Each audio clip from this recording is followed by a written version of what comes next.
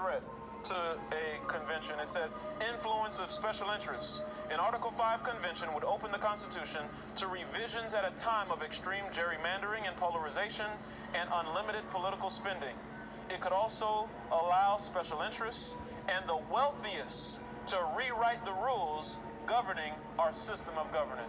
In other words, the billionaires of our society. And we know that Rick Perry in Texas and Ted Cruz is the one I'm referring to.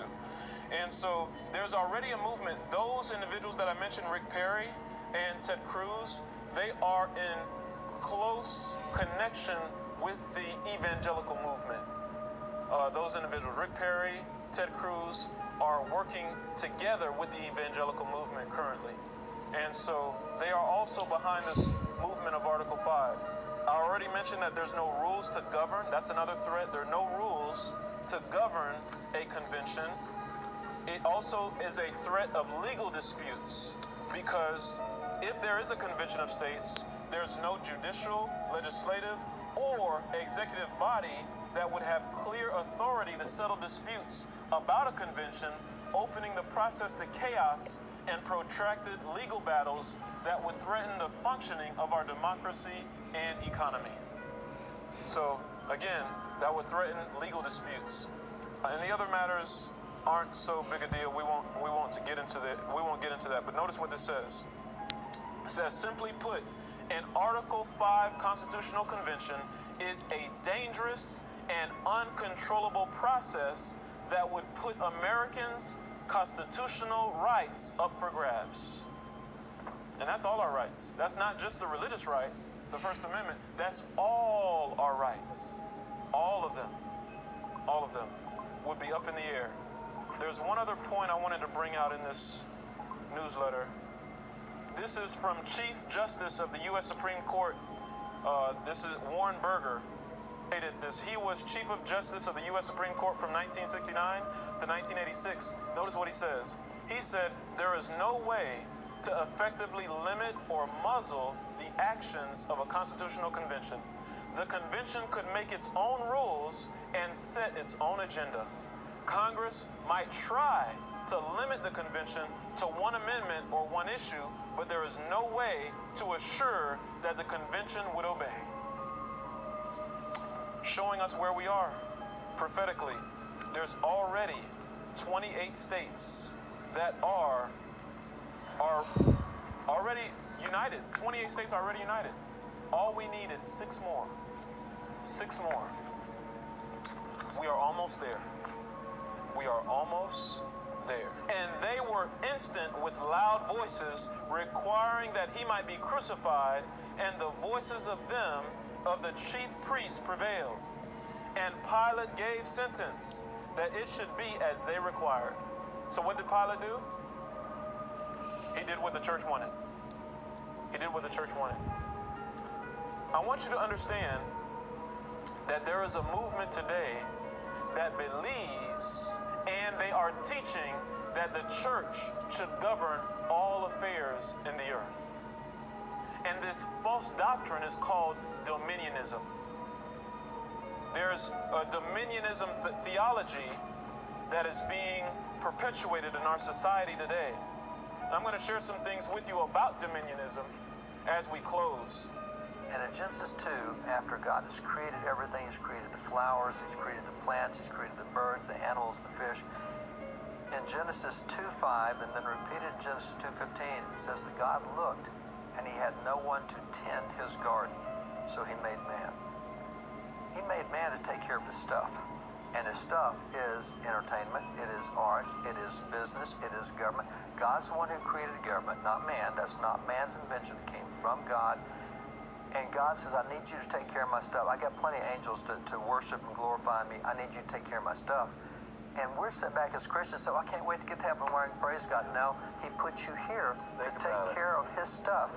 And that includes government. That includes education. Absolutely. That includes business. That includes all this stuff. That's And right here, Genesis 1:28, it says that God blessed them. God said unto them, be fruitful and multiply and replenish the earth and subdue it and have dominion. Yeah, have dominion over it. Dominion is the same thing when you say tend your stuff. It says in Revelation chapter 1, I believe, verse 5, that he made us kings and priests. And it's like the church has only emphasized the priestly side of it, but not the kings. We are unique in that we are not only in relationship with God and dealing with eternal things, but we are supposed to be ruling in this Well, world. here's something that'll mess up your theology for most Christians is Matthew 7:1. Jesus says, don't judge. Well, that's the first part. Let's finish the rest of it. He says, just fixing to say, you took that out of That's right, context. that's right. And so does everybody who uses it. Well, not everybody. So do most people who use it now. They take it out of context. You know, if you take a text out of context, all that you have left is con. Yeah, and that's right.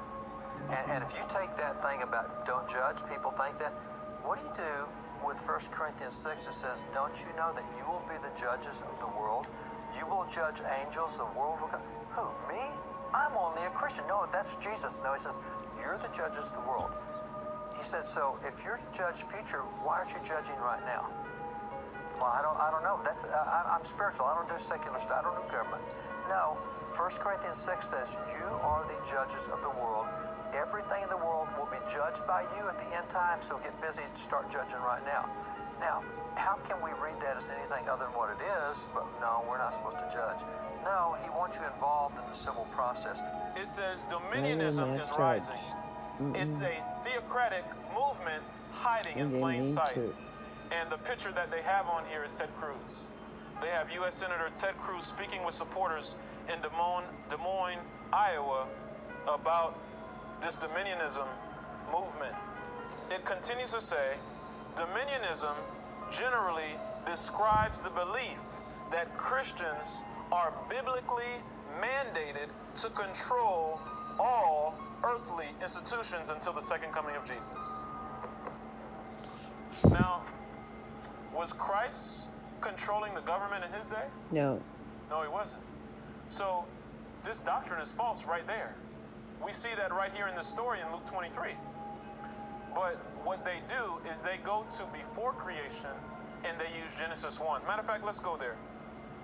Let's go to Genesis 1 so we can correctly understand what they are incorrectly teaching. And some of the main leaders of this teaching consist of men like Kenneth Copeland, Paula White, Andrew Womack, Jerry Falwell, basically the religious right. It's basically this dominionism is embraced by the religious right.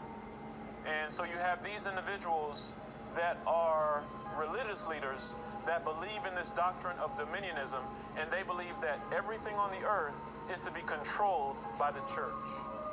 And they're using Genesis 1, verse 26 to 28. Notice what it says. And God said, let us make man in our image, after our likeness, and let them have dominion over the fish of the sea, and over the fowl of the air, and over the cattle, and over all the earth, and over every creeping thing that creepeth upon the earth. So they use this verse down to verse 28. Let's read 27. It says, so God created man in his own image. In the image of God created he him. Male and female created he them. And God blessed them. And God said unto them, be fruitful and multiply, and replenish the earth, and subdue it, and have dominion over the fish of the sea, and over the fowl of the air, and over every living thing that moveth upon the earth. Notice that God told man to subdue it, right? And that's what they take this verse, and they say we have to subdue the earth. So they believe that they should have control of government affairs. And so as a result, they are desiring to see Brett Kavanaugh put in as a conservative judge, and they are looking to reverse Roe v. Wade concerning abortion, and they're also looking to do away with this legislating of the LGBT, is what they're also desiring. So they believe that it's not just in government, they believe in everything. In arts, in theater, in education, in all aspects of society, they believe that they should have dominion. And this false doctrine that is being advocated, must be exposed, because Christ was not ruling the government in his day. If he were, he would have set the Jews free from the Romans. Are you with me? He would have set them free. So the clear fact that Christ did not set them free from the Romans shows us that Christ's kingdom is not of this world. Notice what Christ said in John 18. Turn with me to John 18. Right out of Christ's own mouth,